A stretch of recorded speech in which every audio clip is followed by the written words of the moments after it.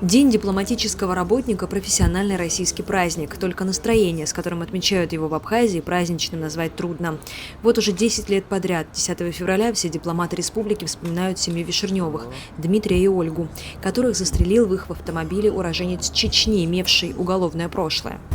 Молодые ребята, которые погибли в результате трагического нападения на них в сентябре 2013 года. Гибель семьи Вишерневых – наглядный пример тому, что дипломатическая служба, как бы внешне она не выглядела мирной и миролюбивой, на самом деле зачастую сопряжена со значительными рисками. Посол России вспомнил несколько случаев гибели российских дипломатов, подчеркивая, что мирная профессия, призванная объединять народы, весьма опасна. Дипломаты часто становятся мишенью для злоумышленников. Абхазия – союзная нам страна, дружественная нам страна.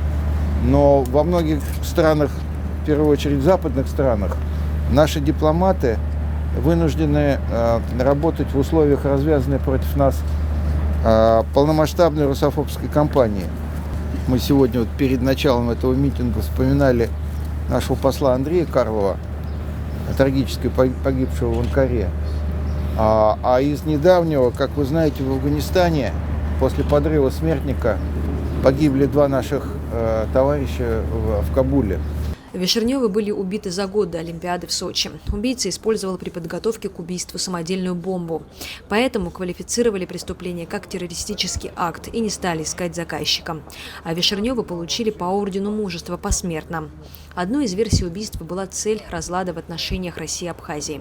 Но замысел не удался. Сегодня Абхазия преданный партнер и друг. Во многом это доказывают абхазские добровольцы на Донбассе. К Российской Федерации сегодня в этом непростом, сложном мире, когда происходят события такого планетарного масштаба, продолжается борьба за переустройство мировой системы, и события на Украине демонстрируют, кто друг, а кто враг.